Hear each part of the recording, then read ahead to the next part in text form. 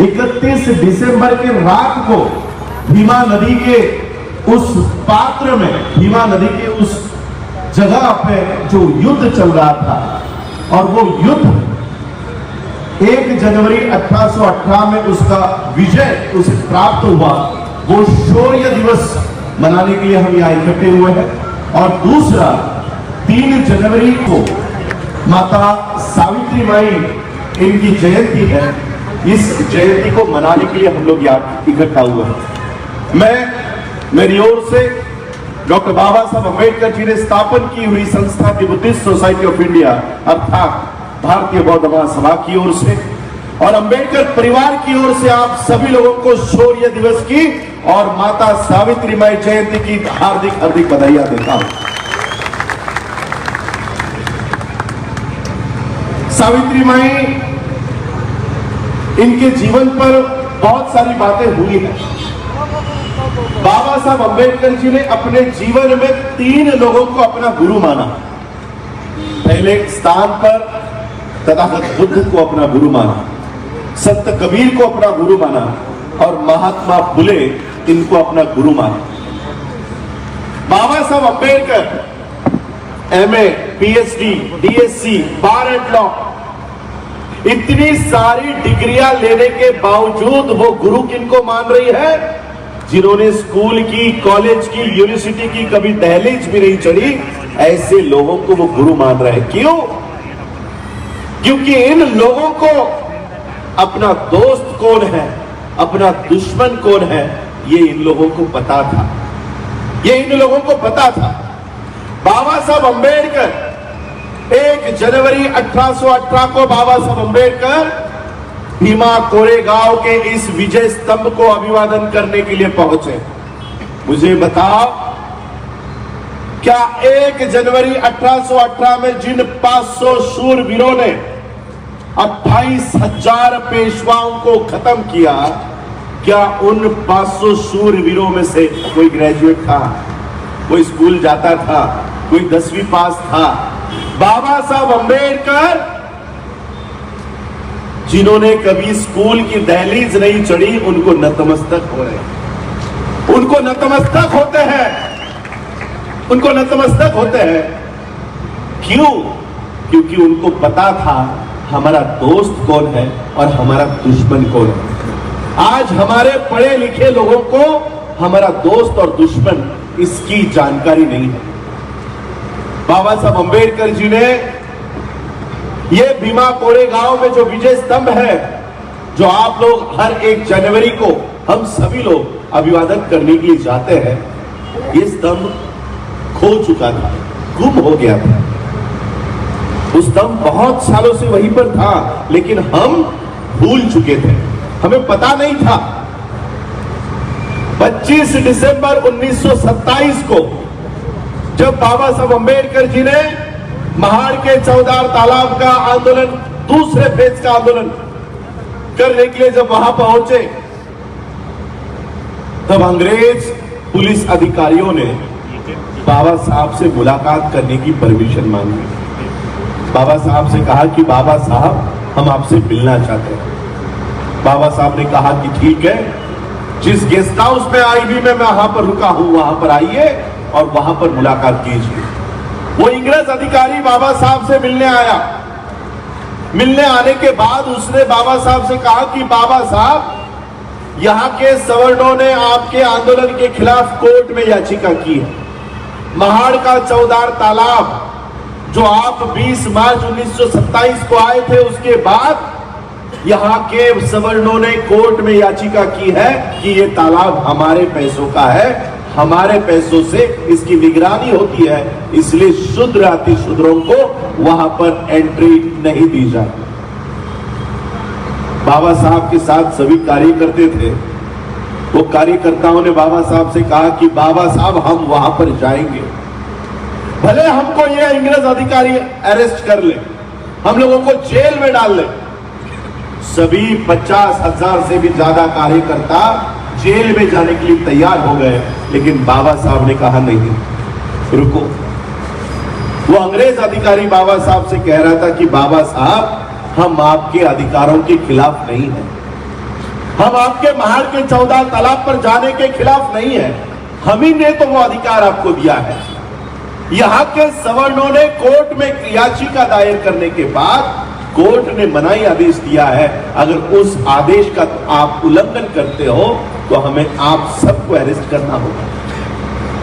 बाबा साहब ने अपना दुश्मन कौन है पहचाना, और उस समय बाबा साहब अंबेडकर जी ने महाड़ के 14 तालाब पर जाने के बजाय जिस ग्रंथ के वजह से हमें उस 14 तालाब पर जाने की मनाही की गई है, उस ग्रंथ को, मनुस्मृति को बाबा साहब ने जलाया। और बाबा साहब ने पहली बार बाबा साहब ने पब्लिक लाइफ में विजय स्तंभ का उल्लेख किया, और बाबा साहब ने कहा कि तुम लोग भेड़ बकरियों की संतानें नहीं हो, तुम लोग शेर की संतानें हो। अगर तुम लोग ये नहीं जानते तो जाओ जाकर भीमा कोरेगांव का विजय स्तंभ देखो, तुम्हारे पूर्वजों के नाम वहां पर लिखे हुए हैं। बाबा साहब अंबेडकर जी ने ये खोया हुआ विजय स्तंभ हम लोगों को परिचित कराया, और वो परिचित किया हुआ स्तंभ आज भी हम लोग उसको अभिवादन करते हैं। ये इतिहास है हम लोगों का। ये इतिहास सिर्फ एक पिलर को, हम स्तंभ को अभिवादन करने नहीं जाते, ये हम अभिवादन हमारे उन महापुरुषों को करते हैं जिन्होंने इस देश में 28,000 पेशवाओं को काटा। ये युद्ध कोई 500 वर्सेस 28,000 नाग और पेशवाओं में नहीं था, ये युद्ध था स्वाभिमान के और अहंकार के बीच में, और वहां पर अहंकार का पराजित हुआ और स्वाभिमान की जीत हुई। ये स्वाभिमान की जीत का जश्न है। बाबा साहब अंबेडकर जी के पिता मिलिट्री में थे, और पिता ही नहीं, दादा भी मिलिट्री में थे, परदादा भी मिलिट्री में थे, उनके दादा भी मिलिट्री में थे। मेरे पास, आप लोगों के पास तो सिर्फ बाबा साहब की वंशावल होगी, मेरे पास पूरी अंबेडकर फैमिली की वंशावल है। हम लोग कहते हैं कि 500 महारों ने लड़ाई लड़ी, बहुत गलत बात है। 1818 में बाबा साहब अंबेडकर एक किताब लिखते हैं, हू where Mahars. Who where Mahars में बाबा साहब लिखते हैं कि महार ये शब्द ज्यादा पुराना नहीं है, ये शब्द न श्रुतियों में है, न वेदों में है, न मनुस्मृति में है। तो ये महार है कौन? हू वेर महार? ये 1818 में ये जो महार लोग आप कह रहे हो, ये है कौन? ध्यान साधना किया करते थे, अपने धम्म का प्रचार किया करते थे, वहां उस समय ब्राह्मण उनकी हत्या करने की साजिश रचा करते थे, उनकी हत्या करने की साजिश रचा करते थे, उनको बदनाम करने की साजिश रचा करते थे। उस समय जब तथागत बुद्ध ध्यान साधना किया करते थे, तब नाग लोग उनकी रक्षा करते थे, और यही नाग लोग हमारे पूर्वज है। हम कोई महार, चमार, चैली, तंबोली, कुंडवी नहीं, हम कौन है? हम नाग लोग हैं, नाग लोगों के हम वंशज हैं। किसने लड़ाई लड़ाई? सिद्धनाग। ये नाक हो गया, और उस नाक को हम महार समझ लेते हैं।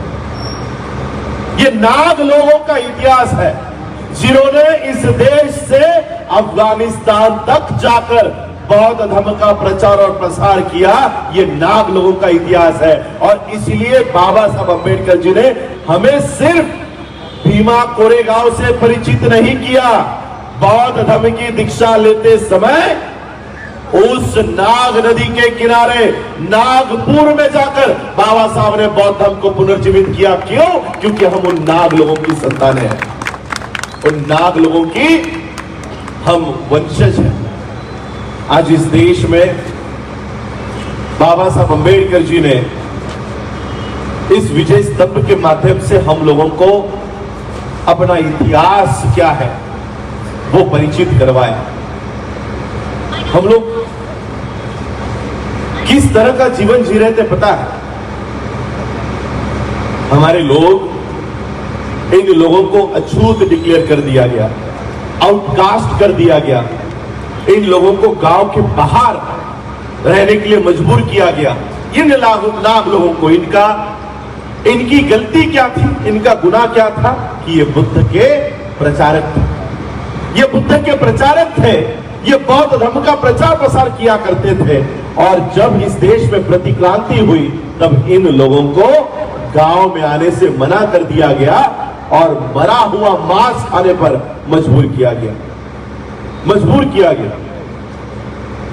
हमारे लोग गांव-गांव के बाहर रहते थे और आसमान की ओर देखा करते थे, आसमान की ओर।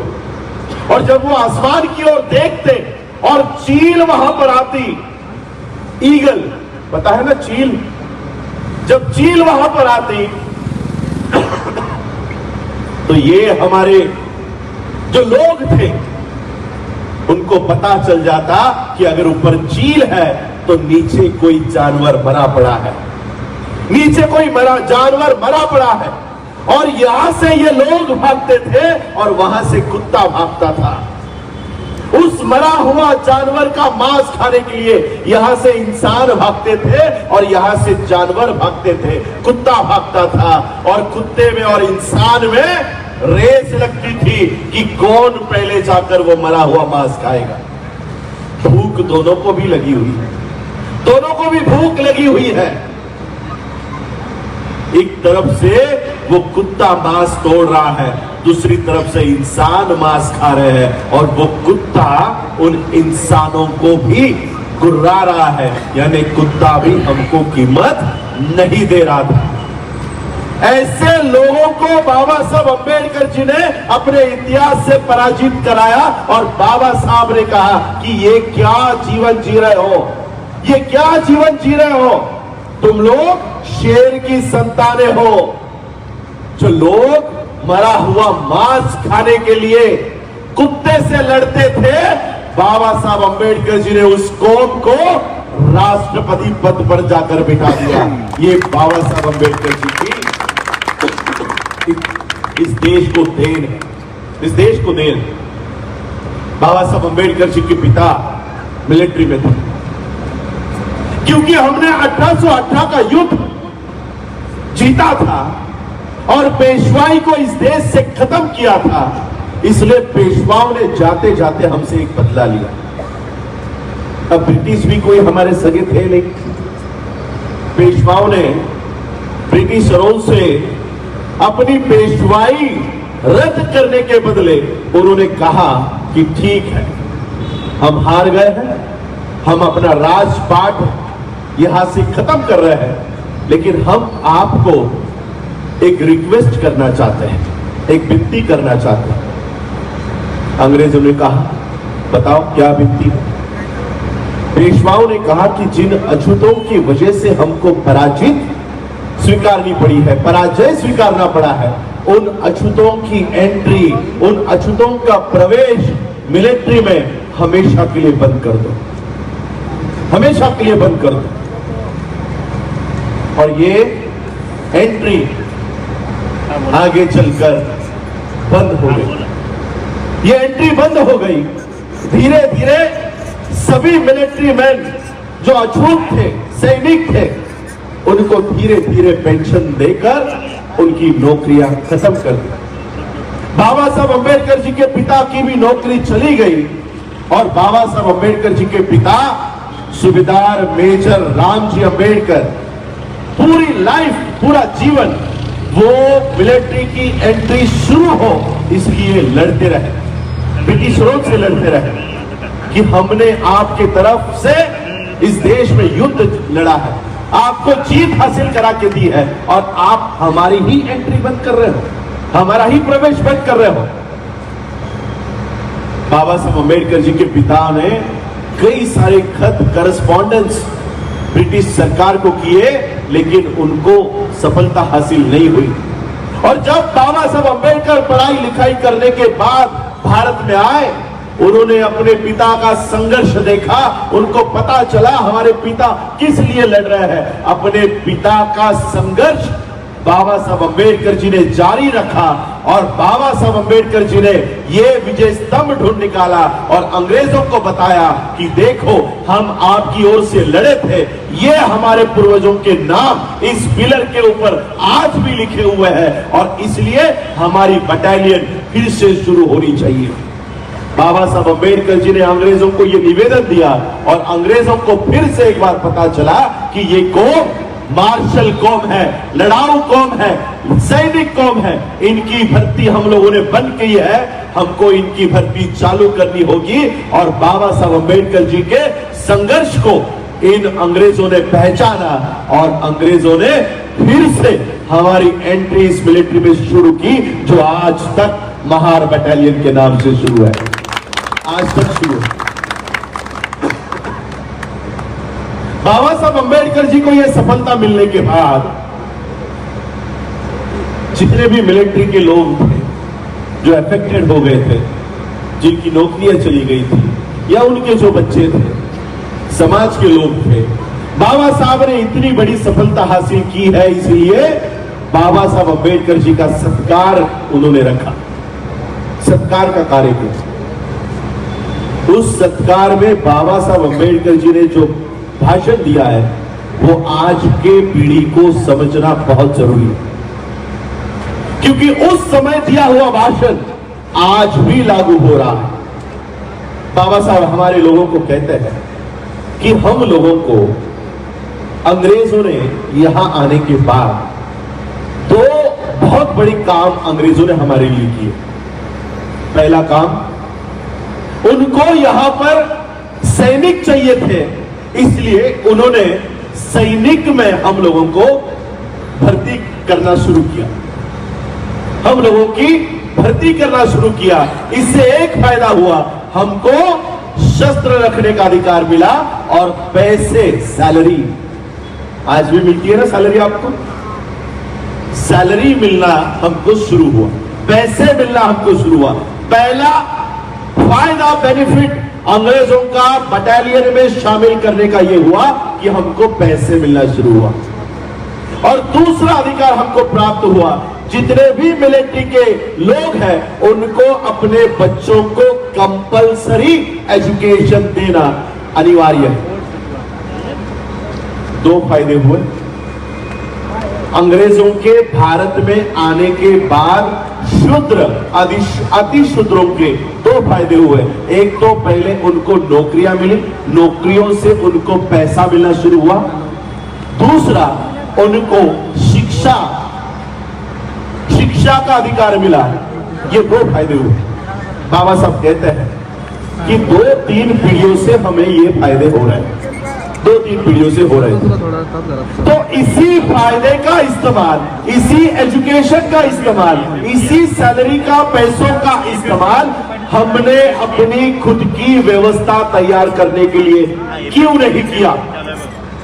ये क्वेश्चन था बाबा साहब का उस बीच में। इस सवाल को ध्यान से समझो।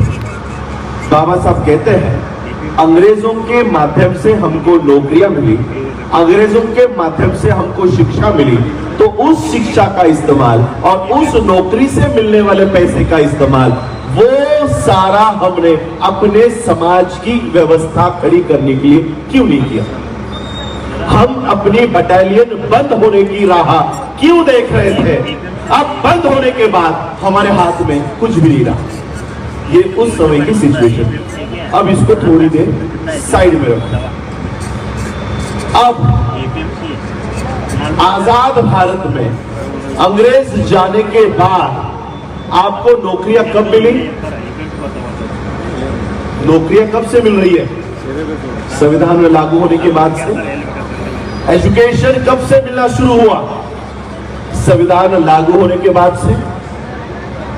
एक बेसिक क्वेश्चन मैं आपको पूछता हूं, आज 2022 में, 2023 में संविधान कमजोर हो रहा है या संविधान मजबूत हो रहा है?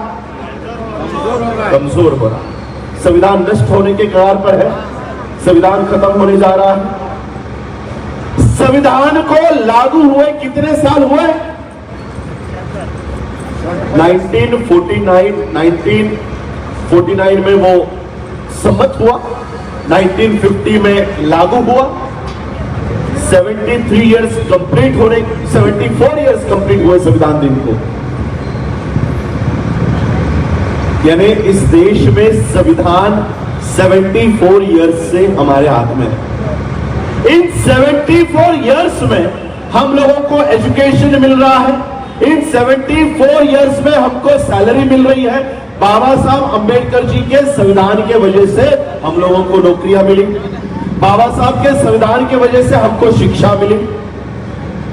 मेरा सवाल आपसे यही है कि बाबा साहब के संविधान के वजह से मिलने वाली शिक्षा और बाबा साहब के संविधान के वजह से मिलने वाली सैलरी का इस्तेमाल हमने अपनी खुद की व्यवस्था खड़ी करने के लिए क्यों नहीं कर रहे? क्या हम संविधान खत्म होने की राह देख रहे हैं?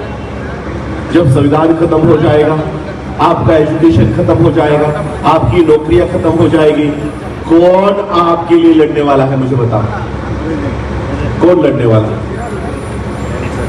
महार बटालियन खत्म हुई तब बाबा साहब अंबेडकर तैयार हुए, बाबा साहब ने महार बटालियन फिर से शुरू की, बाबा साहब ने संविधान दिया।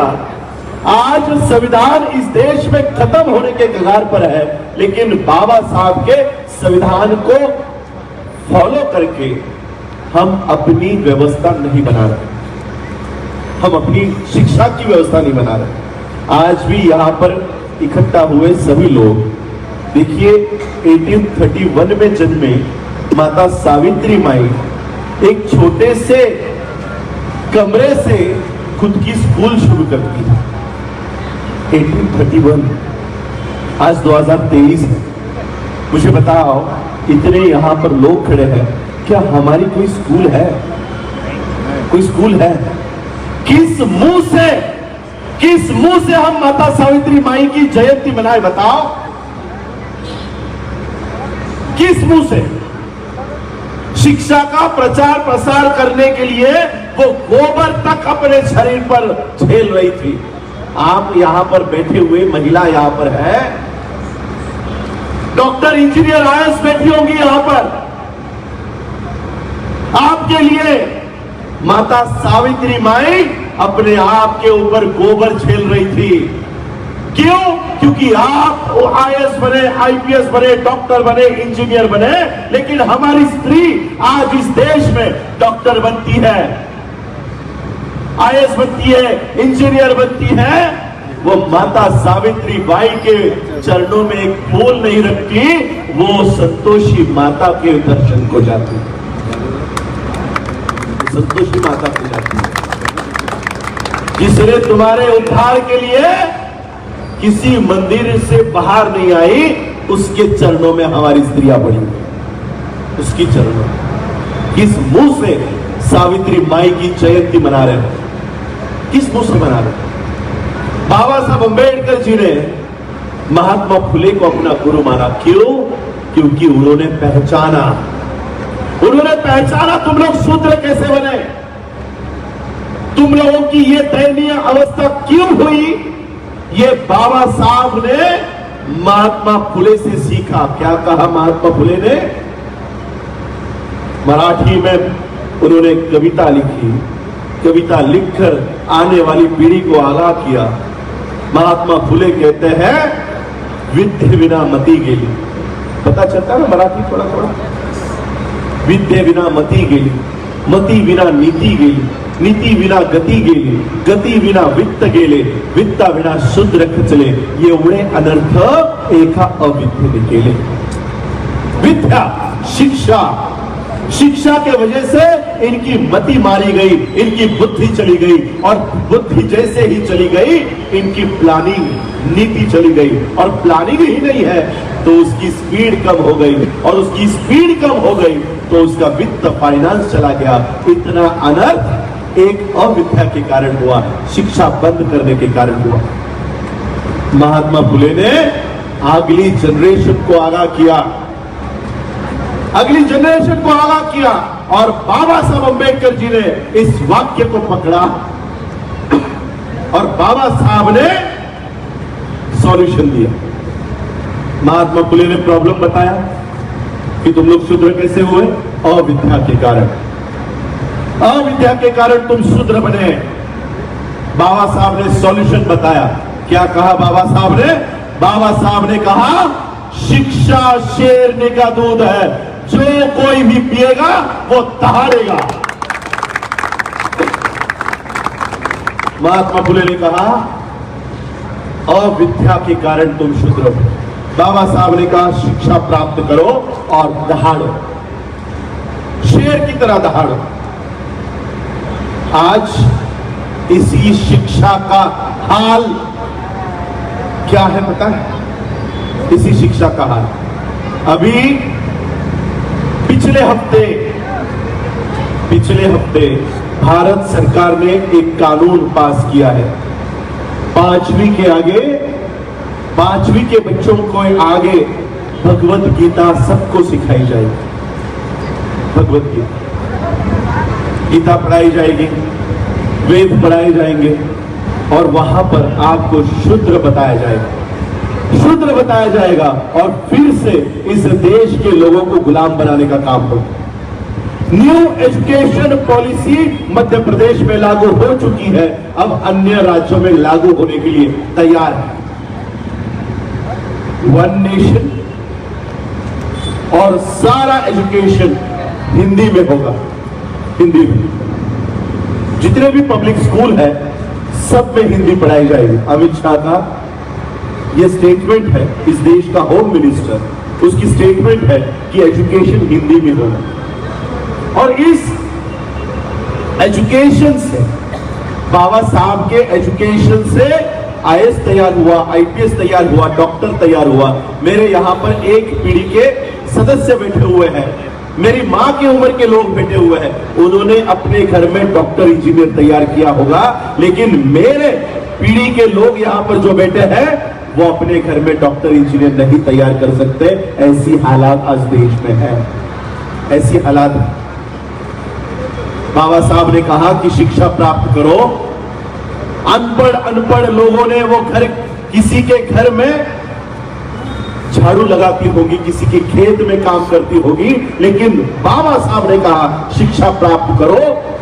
इसलिए वो अपने बच्चों को पढ़ाना शुरू किया। उसने अपने बच्चों को पढ़ाना शुरू किया, उन बच्चों को आईएएस आईपीएस बनाया। आज पढ़े लिखे लोगों को अपने बच्चों को आईएएस आईपीएस नहीं बना सकते, ऐसी हालात इस देश में खड़ी की।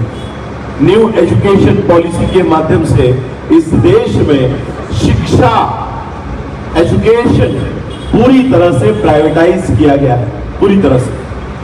आपके संकेश्वर में भी ऑक्सफोर्ड, कैम्ब्रिज, रायन इंटरनेशनल, बोलदार, अब धीरे धीरे ये स्कूल खड़ी होंगी, ये स्कूलें शुरू होंगी।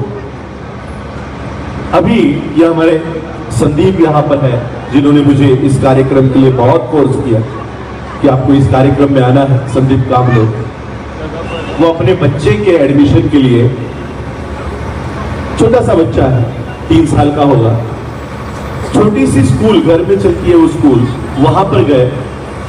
उसकी साल की फीस 40,000 रुपए थी। और हमारे यहां पर दूसरी एक स्कूल है, मेरी बच्ची कह रही थी ये तो छोड़ो पापा, वो दूसरी वाली स्कूल है, उसकी फी कितनी पता है? बोले कितनी? 1 लाख रुपए 1 साल की छोटी सी स्कूल।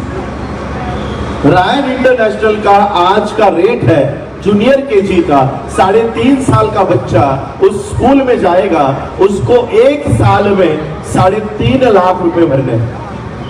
1 साल की फी 3.5 लाख रुपए। 10वीं तक आते आते 50 लाख रुपए उसको लग जाएंगे, 50 लाख। और अभी हायर एजुकेशन, यहां पर यंगस्टर्स बैठे हुए हैं, हायर एजुकेशन अब आप लोगों के लिए नहीं है। 12वीं के बाद, 12th के बाद एमबीबीएस के लिए जाना है। हमारे यहाँ पर मुंबई में एक कॉलेज है, डीवाई पाटिल मेडिकल कॉलेज, वहां पर आज का रेट शुरू है, आज का रेट डोनेशन का 4 करोड़ रुपए 1 सीट का रेट चल रहा है। 4 करोड़ रुपए आप लोग गूगल करो, अनीता नाम की साउथ की ही लड़की, शायद तमिलनाडु या कहीं की होगी, 12th साइंस में उसको 98% मिले, 98। अब बताओ, 98% प्राप्त की हुई लड़की, उसे किसी भी कॉलेज में आराम से एमबीबीएस के लिए एडमिशन मिल जाएगा। लेकिन मनुस्मृति के लोगों ने एक कानून बनाया है, मनुस्मृति के फॉलोअर्स जो संसद में बैठे हैं, उन्होंने कानून बनाया। उस कानून का नाम है नीट।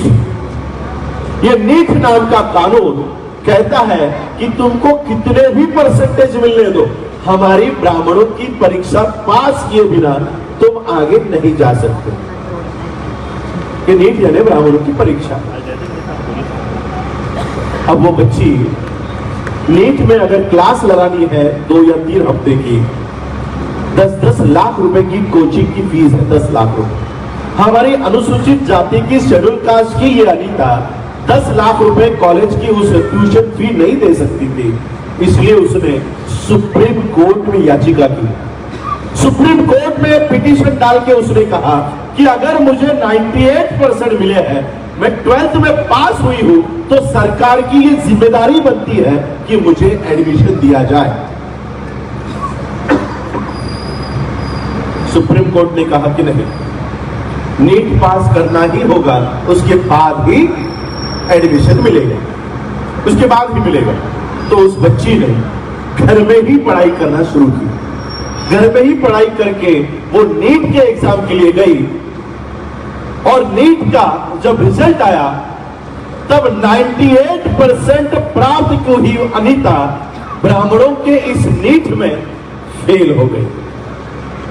उसे किसी भी कॉलेज में एडमिशन नहीं मिला, उसने आत्महत्या करी। उसने आत्महत्या की। 98% प्राप्त करने वाले हमारे बच्चे आज आत्महत्या करने के लिए मजबूर कर दिए गए हैं। मजबूर है, मजबूर हो गए हैं। हमारे पास मेडिकल के लिए फीस नहीं है, हमारे पास आईएएस बनने के लिए, आईपीएस बनने के लिए, डॉक्टर बनने के लिए, लॉयर बनने के लिए अगली जो हायर एजुकेशन की सिस्टम होती है वो पूरी तरह से खत्म हो गई, पूरी खत्म हो गई। अब स्कूल में क्या चल रहा है पता है? क्योंकि मैं भी एक कॉलेज चलाता हूं, हमारे कॉलेज में सरकार से प्रोग्राम आए हैं। 11वीं के बच्चे 10वीं पास होने के बाद हमारे कॉलेज में आ रहे हैं, हम उनको आईएएस बनने की, आईपीएस बनने की ट्रेनिंग देने के बजाय मैकेनिकल, इलेक्ट्रिकल, प्लम्बर इसकी ट्रेनिंग दे रहे हैं। स्किल डेवलपमेंट के कोर्सेज शुरू है हमारे यहाँ। स्किल डेवलपमेंट के नाम पर हम हमारे बच्चों को मैकेनिक बनाने की ट्यूशन दे रहे हैं, प्लम्बर बनने की कोचिंग दे रहा है। आईएएस आईपीएस बनना अब हमारे लोगों के लिए इन्होंने बंद कर दिया, इन्होंने बंद कर दिया। इस देश का